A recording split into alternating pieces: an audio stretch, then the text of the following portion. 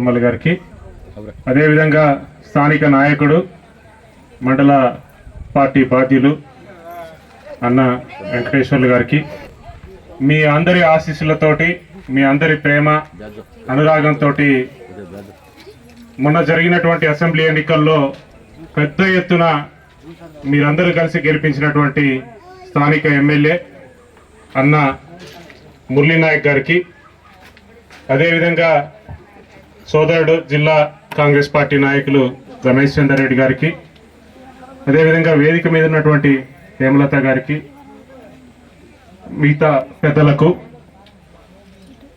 మరి ఈ గ్రామ బొల్లేపల్లి గ్రామ అక్కలకు, అవ్వలకి, అన్నలకు అందరికీ కూడా పేరు పేరున హృదయపూర్వక నమస్కారం.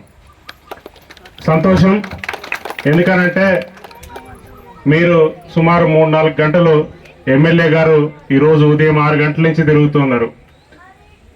3 మండలాల్లో ఇప్పటికే కార్యక్రమాలు చేసుకునేసి ఇక్కడికి రావడం జరిగింది. ఇంతమంది మహిళలు ఎమ్మెల్యే గారు ఏం చెప్తారో విందాము. ఎమ్మెల్యే గారిని ఏ విధంగా అయితే మనం గెలిపించుకున్నామో మళ్ళా కాంగ్రెస్ పార్టీని గెలిపిద్దాము, బలరాం నాయక్ గారిని గెలిపిద్దామని చెప్పేసి ఇంత ఓపికతోటి మీ అందరు ఇక్కడ ఇంతమంది మహిళలు ఎక్కడ చూడలే. నేను ఇది మండల సమావేశమా జిల్లా సమావేశమా అనుకుంటున్నా, కానీ ఒక్క గ్రామంలో ఇంతమంది మహిళలు వచ్చిందంటే నాకు తెలిసి మీరు అందరూ అన్నం తినొచ్చిందో లేదో ఇంకా ఆకలి అవుతుందో తెలియదులే, కానీ మరి ఇంతమంది వచ్చిండనంటేనే కాంగ్రెస్ పార్టీ గెలుపు మనకి డిసైడ్ అయిపోయింది. మొన్న ఎమ్మెల్యే గారికి సుమారు 550 ఓట్ల మెజార్టీ ఇచ్చారు మీరందరూ.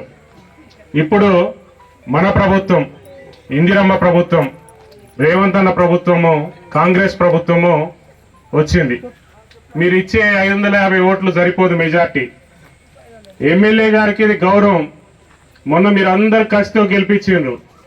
మరి ఇక్కడ రేపు జరగబోయేటువంటి పార్లమెంట్ ఎన్నికల్లో కనీసం ఇంకో 200-300 తగ్గకుండా 700 పైన మెజార్టీ తోటి బలరాం నాయక్ గారిని గెలిపిస్తే బొల్లేపల్లి గ్రామ ప్రజల విజయం. అది పక్కా గెలవబోతున్నాం. మనకు రాహుల్ గాంధీ గారు ప్రధానమంత్రి అవడం ఖాయం. బలరాం నాయక్ గారు గతంలో ఈ ప్రాంత వాసిగా, మీ అందరి మనసెరిగినటువంటి వ్యక్తిగా, గతంలో కేంద్ర మంత్రిగా కూడా ఆయన చేసున్నారు. రేపు కాంగ్రెస్ ప్రభుత్వంలో మళ్ళీ కేంద్ర మంత్రి అయ్యేటువంటి అవకాశం బలరాం నాయక్ గారికి ఉన్నది. బలరాం నాయక్ గారు కేంద్ర మంత్రి అయినట్లయితే కనుక అక్కడ బలరాం నాయక్ గారు ఉంటారు కేంద్రంలో, ఇక్కడ మీ అందరి అభిమాన నాయకుడు మురళీ నాయక్ గారు ఉంటారు. వీరిద్దరు ఉంటే గనక జోడేట్లలాగా మీ అభివృద్ధి, మీ ప్రాంతము అభివృద్ధి చెందుతుంది. మీ మహబూబాద్ నియోజకవర్గము, ముఖ్యంగా ఈ మండలం వెనుకబడినటువంటి గూడూరు ప్రాంతం కూడా అభివృద్ధి చెందడానికి అవకాశం ఉంటుంది. చిన్న చిన్నటువంటి సమస్యలు ఏవైతే ఉన్నాయో మీరందరూ చెప్పినట్లుగా తప్పకుండా కూడా పార్టీ దృష్టికి తీసుకెళ్తాం.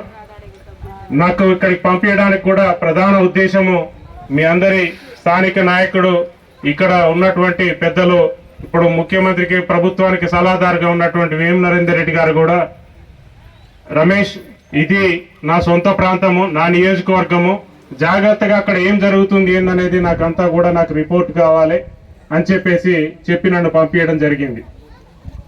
మీ ఇన్ఛార్జ్ మంత్రివర్యులు ఎవరైతే ఉన్నారో తుమ్మల నాగేశ్వరరావు గారి దగ్గర నేను గత 10 సంవత్సరాలుగా చేస్తున్నా. నన్ను ఇక్కడికి పంపించడానికి ప్రధాన ఉద్దేశం కూడా వారి ఆశీస్సులతో నేను ఇక్కడికి రావడం జరిగింది. ఈ ప్రాంతంలో మీ అందరూ అనుకుంటే కనుక మొన్న వచ్చినటువంటి మురళీ నాయక్ గారికి ఇచ్చినటువంటి మెజారిటీ ఏదైతే ఉన్నదో 52,000 కాదు, ఈసారి 70,000 మెజార్టీ కూడా వస్తుంది. ఎందుకనంటే ఎక్కడికి వెళ్ళిన ఎమ్మెల్యే గారి దగ్గర తోటి వెళ్తే ప్రజలు బ్రహ్మరథం పడుతున్నారు. మిట్ట మధ్యాహ్నం ఎండాకాలం 2 గంటలకి ఏ పార్టీకైనా ఇంతమంది వస్తారా? రారు. మీరు గత ప్రభుత్వంలో బీఆర్ఎస్ ప్రభుత్వము, టీఆర్ఎస్ ప్రభుత్వంలో మీకు ఎవరికన్నా ఇక్కడ లబ్ధి జరిగిందా అని అంటే ఇందాకన్నా మాట్లాడుతూ చెప్తున్నాడు. ఎవరికైనా ఇందిరా మిల్లు వచ్చినాయా అమ్మా? రాలే. కాంగ్రెస్ పార్టీలో వచ్చినాయి, మళ్ళా రాలే. డబుల్ బెడ్రూమ్లు ఎవరికైనా వచ్చినాయమ్మా? రాలే. దళిత బంధమ్మా ఎవరికి రాలే. మరి 3 ఎకరాలు ఇస్తానన్నాడు కేసీఆర్, ఇచ్చిండు ఒక్కరికన్నా? మేము ఉన్న భూమే పట్టాలి ఇయ్యలే. కాబట్టి మీ అందరూ దయచేసి ఆలోచించాలి. ఇంతమంది మహిళలు వచ్చిందంటే ఇక్కడ ఎవరన్నా అన్నలు వేరే పనులకు పోయినా ఊర్లో లేకపోయినా మీరందరూ వాళ్ళకి చెప్పాలి.